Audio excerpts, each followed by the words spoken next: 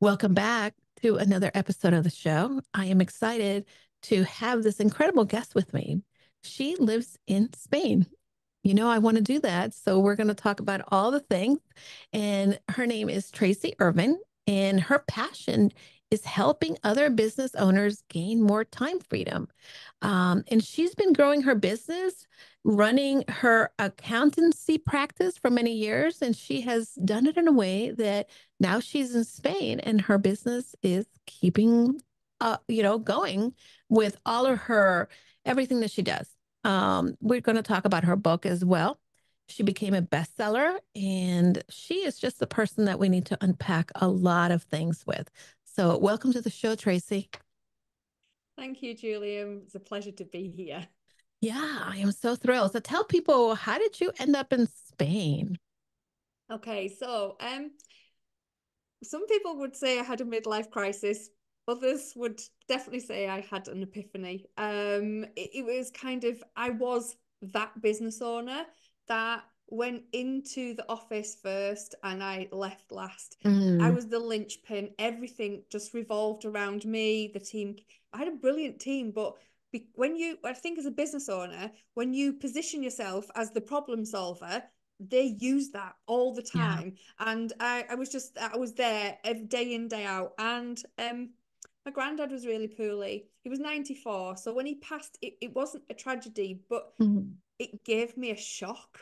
yeah. And what happened was I realized that I'd been putting so much effort into the business and spending so much time there was because I didn't want to be at home. And my Mm, relationship it had crumbled. It wasn't a very nice place to be. yeah. And I realized I was doing everything to stop myself from being at home, and I didn't want to go home. So that was a massive realization for me. And that was in January 2016. Mhm. And in December 2016, I moved to Spain. So it happened quite quickly. It did. But from going from the linchpin of my business Mhm. to it running without me. Yeah. And I just knew I wasn't happy. I still Mhm. loved the business, but I Yeah. just wasn't happy with how it was running me rather than me running the Yeah. business. Wow. This is very insightful in many individuals. And I know that at times that's exactly what we do. We let our business run us as opposed to the other way around. But what an incredible journey and a testament of really knowing what you don't want and then knowing what you want and going after it in a short period of time. Yes. Um, did you feel confident as you were moving from one life to another? Um, I was getting my hair done once, just before I started to move. And I remember the hairdresser saying to me, I'm not that brave. And it was like, I don't feel brave. It wasn't something, it was more of a, it's something that I felt like would release me from everything that I'd been through in the Mhm. previous 10 years. Yeah. But brave wasn't part of it. It was kind of a just keen. I was Hmm. keen to move. So I just I think maybe I think because of everything that was going on, I Hmm. didn't really sit and consider how big an impact it was going to Yeah. have. Yeah.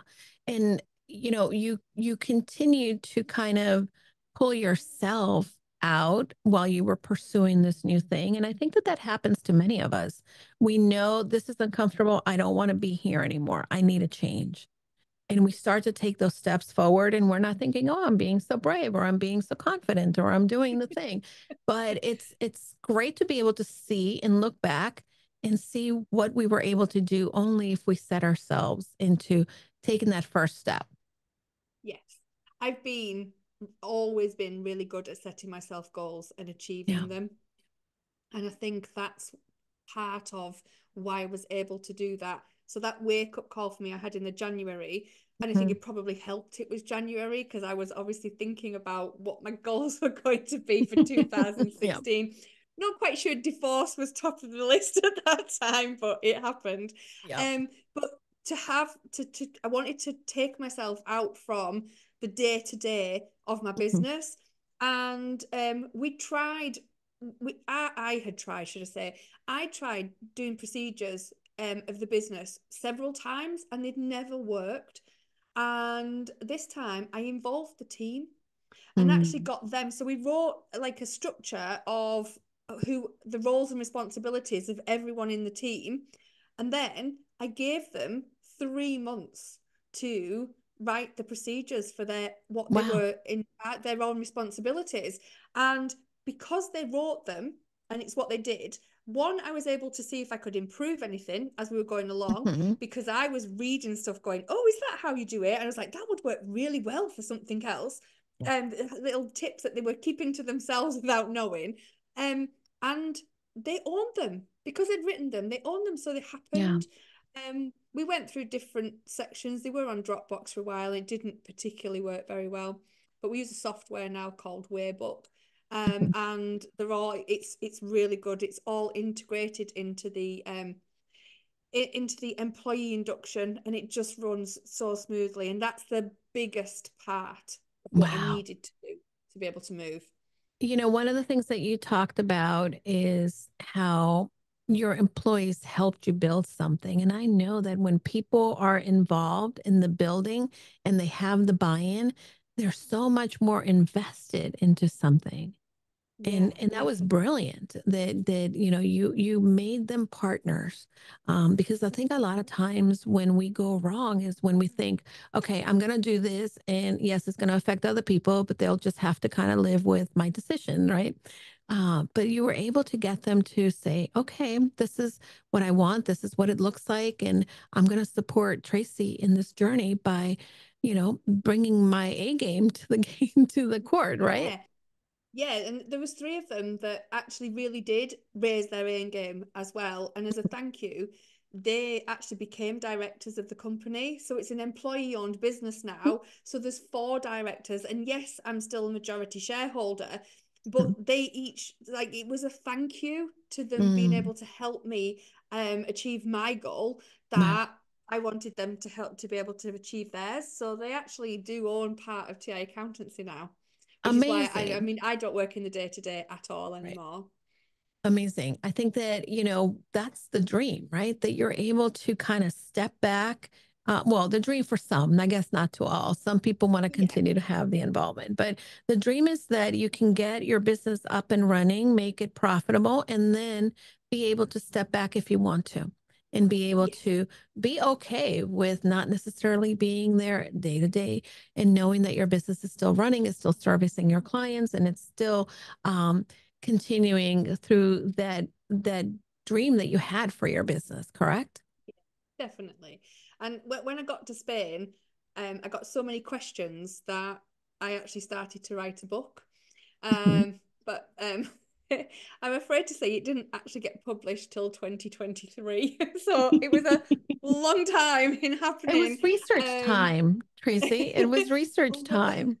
I wish it sat on my laptop for 3 years as a Mm, draft because every time I tried to edit it, I got imposter syndrome. I got that voice in my head saying, who would want to read this about you? yeah, Who would want to listen to what you have to say? And it took me to find an editor. And my editor was worth every single penny yeah, because she was brilliant and she made it actually happen. So I wrote it, but she made it legible. She made it so that people would want to read it.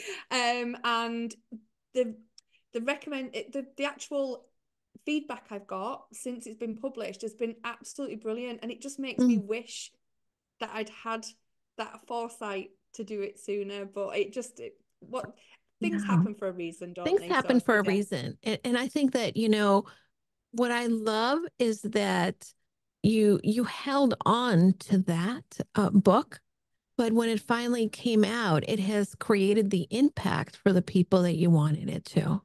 and And it's this, created a yeah, huge new business for me. yeah, absolutely. Tell me more about the book. What is the book about?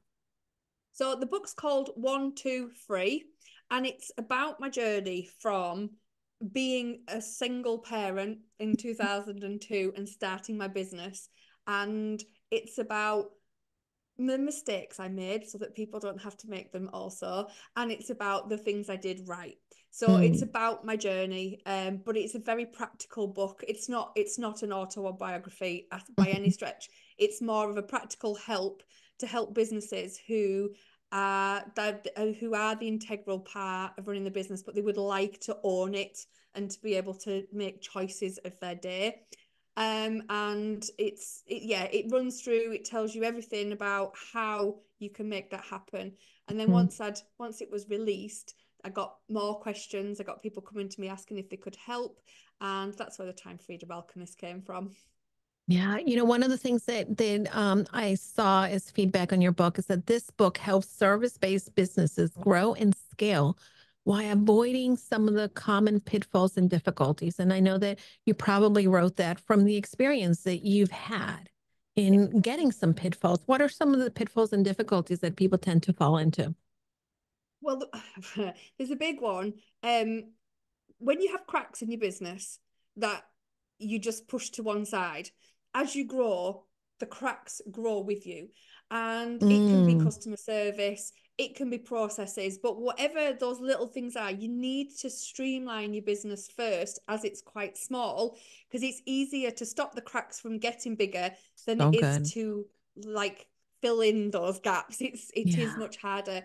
I remember we went to an exhibition once thinking we were so good and we were done. I remember we all had, like, we were the bookkeeping angels, we had wings, we had everything.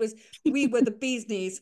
And because the coach who was on the stage told everybody in the room that they needed to know their numbers on a monthly basis, Mhm. we signed up 23 people on that day. Now, it doesn't sound like a great deal, but it's massive Yeah. for a bookkeeping company. These companies were quite big, Mhm. and it nearly wrecked my business because we Mm. weren't prepared at Yeah. all. We hadn't got a new, I mean, 23 bookkeeping clients is at least one new member of a team. We Mhm. didn't have a new, we hadn't planned on like getting anybody else. We didn't have a procedure. Now we only take on 5 bookkeeping clients a month because we understand that they need that hand holding Yeah. in the first point. And it was horrendous. I know we were sending chocolate out to current clients because they weren't getting their paperwork turned around in the Mm. usual Yeah. manner in which they did.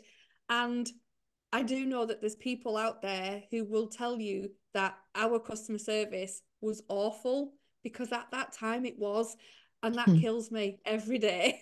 I can't take it back. No, but it's a lesson that you have. And I think that this is one of the reasons why scalability is difficult for many people, because you you're so afraid to take that first step that's going to help you scale, but then when the business comes to you, you don't have the infrastructure behind the scenes. Yeah, I exactly. remember when I started my business, the first thing we launched in March of 2020. And by August, I said to my husband, I need to hire an assistant. And he's like, we can afford it. I said, we cannot afford to not have one. Yeah, So if we're 100% going to agree. grow, I need to be able to turn over things that shouldn't be in my plate anymore, because only I can do certain things. Only I can work with a client. Only I can network, sell the business, pitch myself. And Yeah. there's other things that you have to be able to let go. And it's very difficult as you begin as an entrepreneur, small business owner. That's very difficult. It is very, yeah, it is. It, And it is about delegation and Mhm. actually finding a way to make that delegation as simple as possible, but while Mhm. keeping your culture. And that's the Yeah. important bit. What were some of the things that you did when you knew that you needed to, especially when you were moving, right?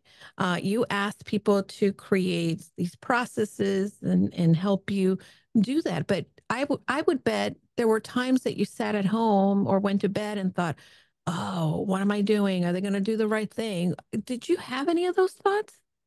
Um, I think our culture was so integrated into the business anyway. Like, we've had our employee induction is so good that we had a lady once who came, and always said, your induction needs to be that good that if that person isn't the right person for the job, they don't come back in day two. And we've had that happen. That's So amazing.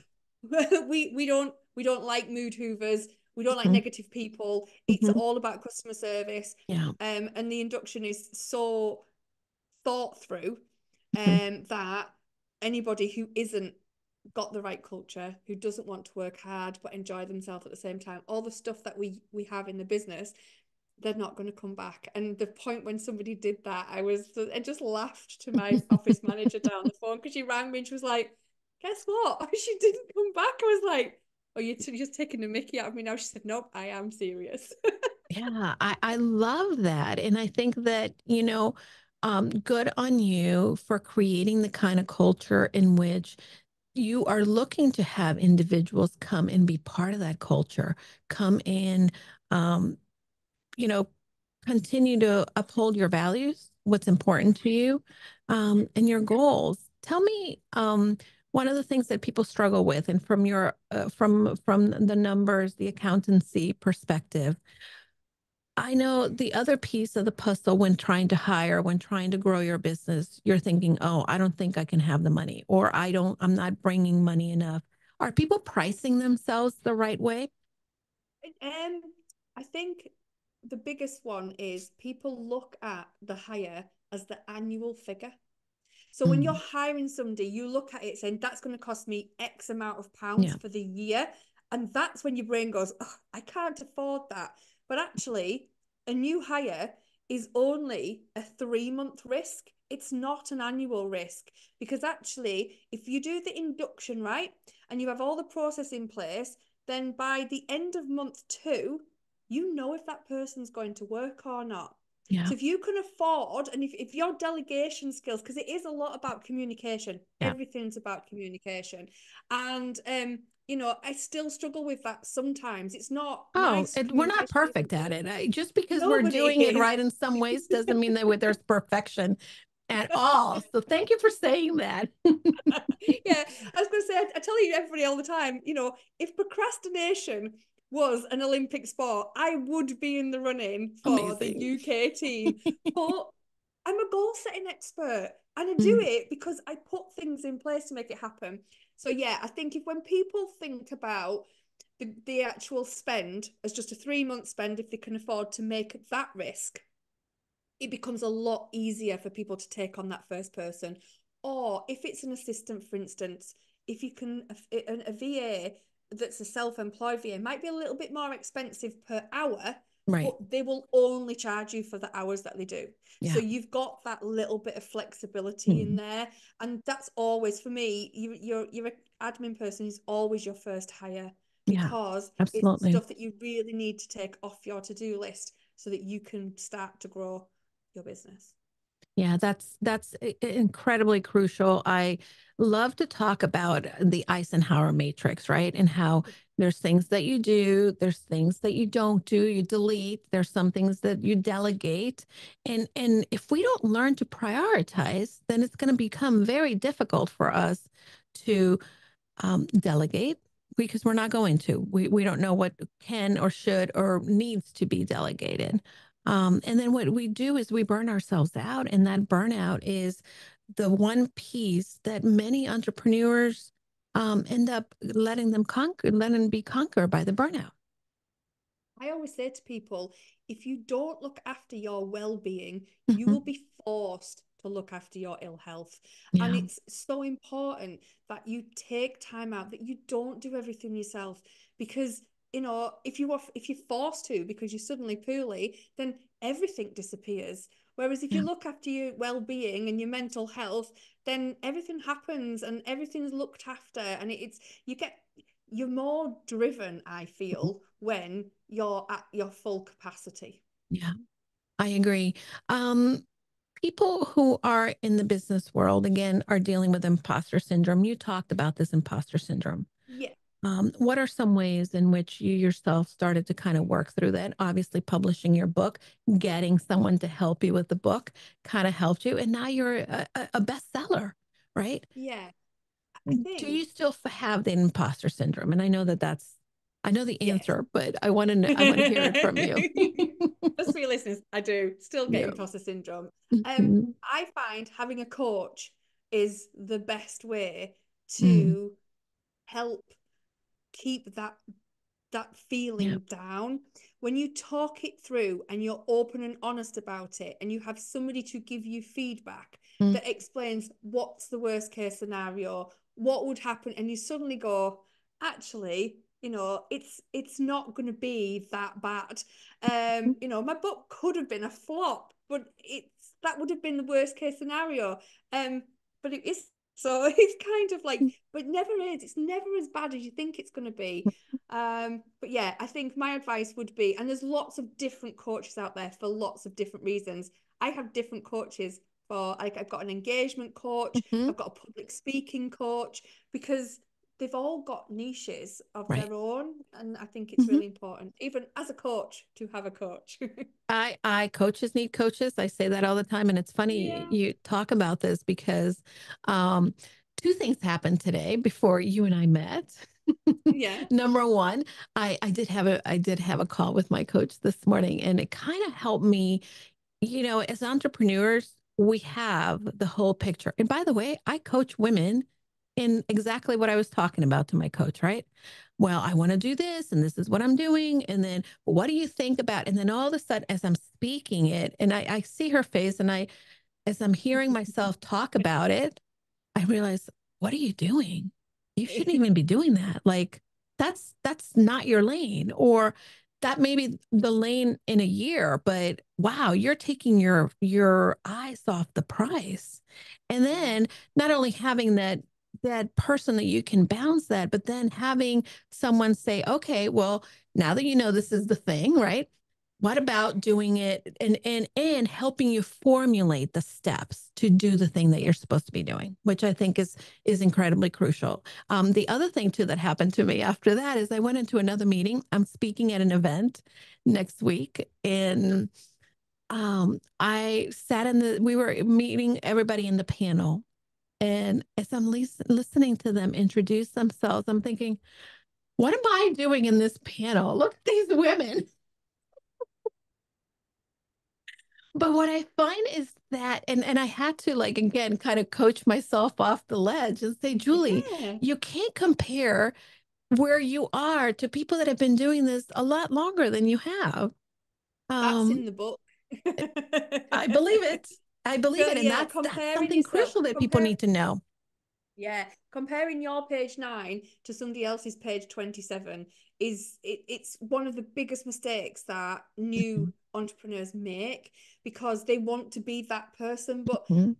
you're going to get there. It's just Yeah. in a different and on a different road as well. So it's kind of, it is one of the things that we do to ourselves the most that we really shouldn't do. Yeah, I remember, when I started, um, I was in a panel also with another friend of mine, and I thought, wow, why does she have like all these followers and I don't? And oh my gosh, like, and I'm thinking, because she's been doing this for another 10 years before you are. Yeah. That's and we get it in our own way by doing all of these things. Talk to me about Spain, Tracy. What made you choose Spain?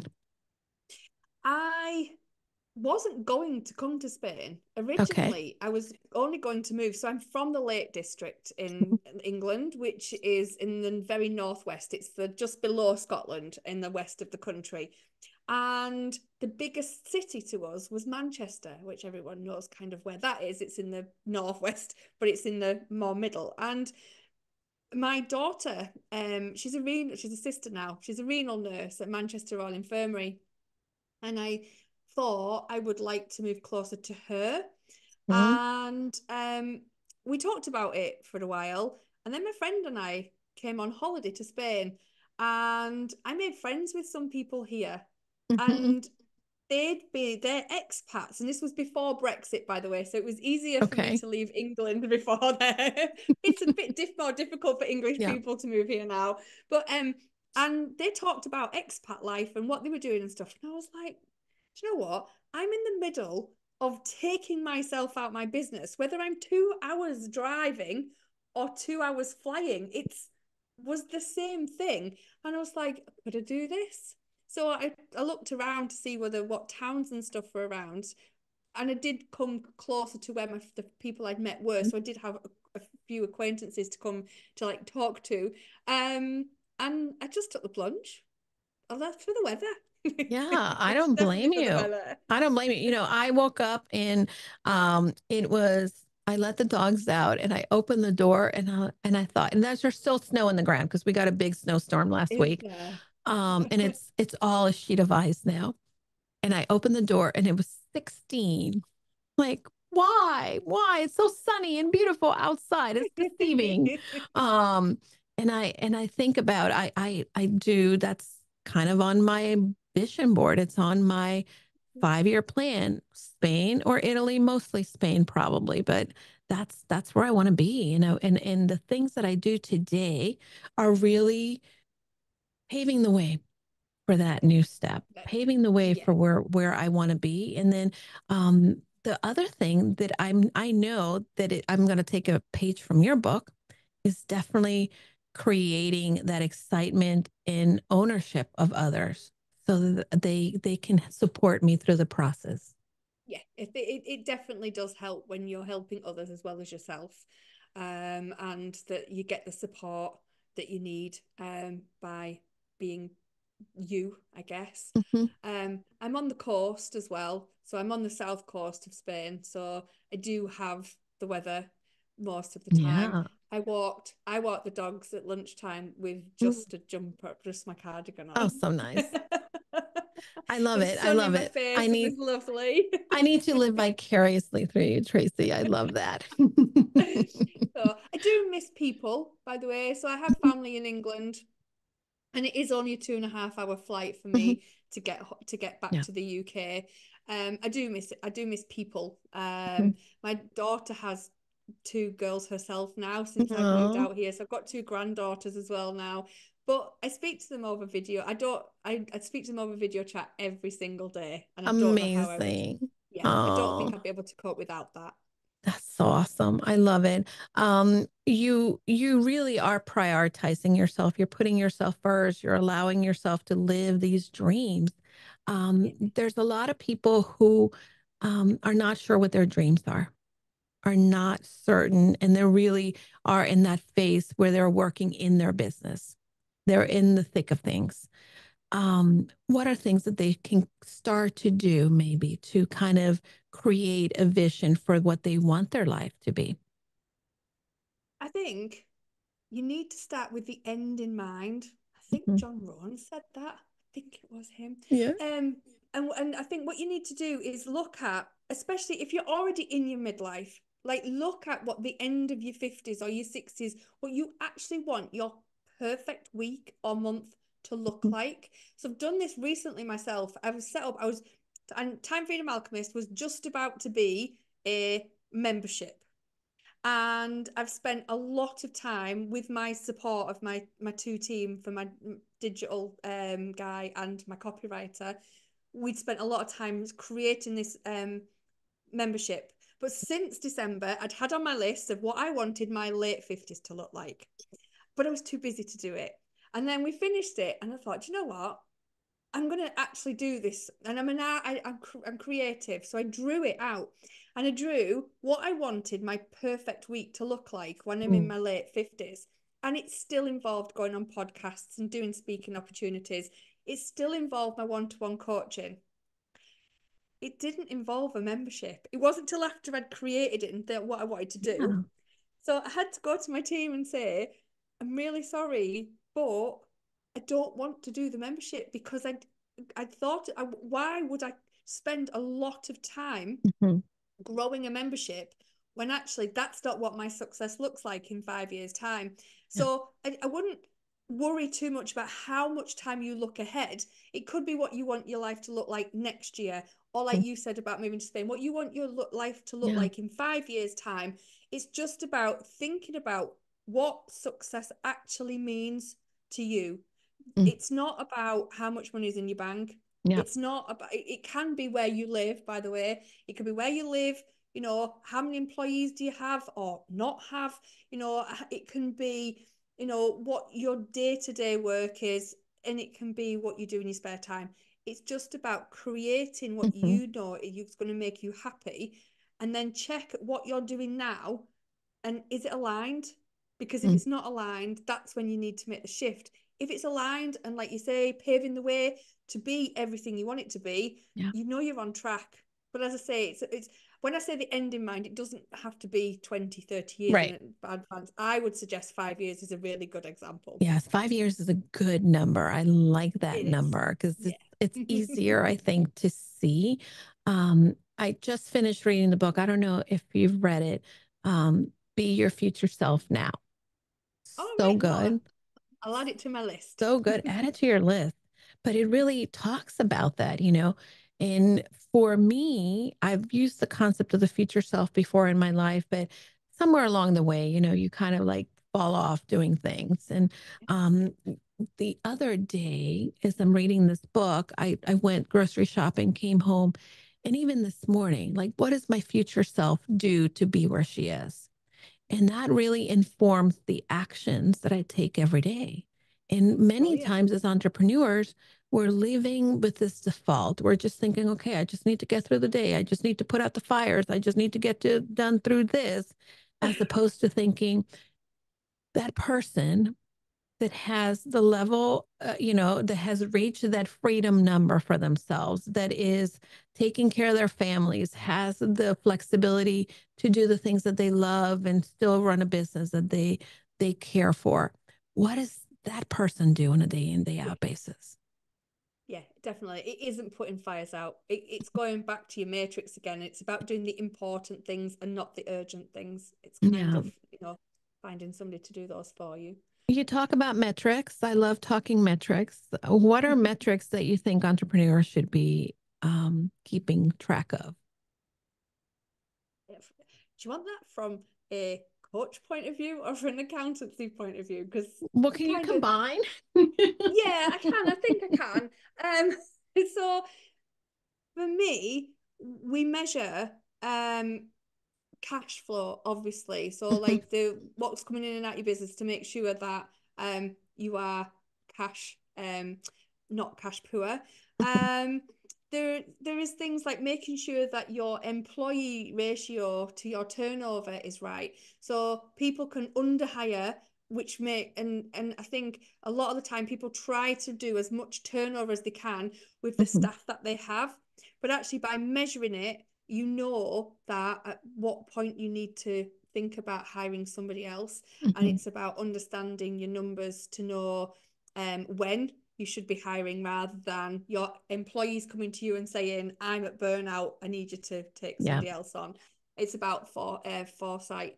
What else is there that should be measured? How many days off a year that you're actually taking out of your I business love is a that. That's really a good number. That's a good number. I plan that first. That's what I plan that's what first you in should my be planning. calendar. Yeah, Yeah.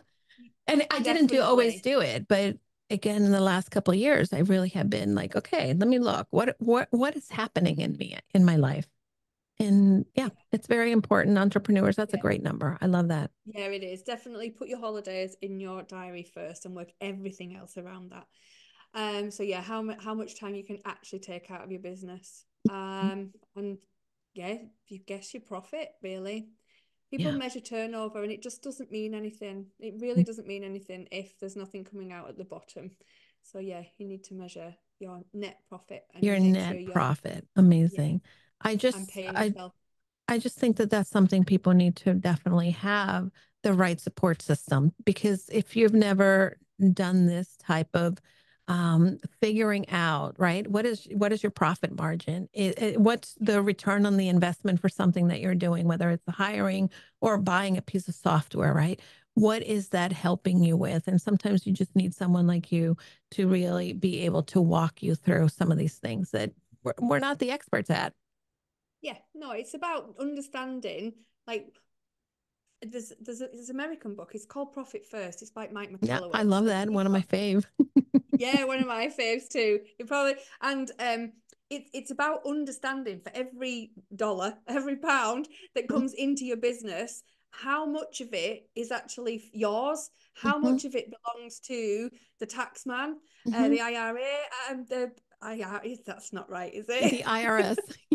IRS. That's No, totally wrong. you got This it. is You were close. You were close.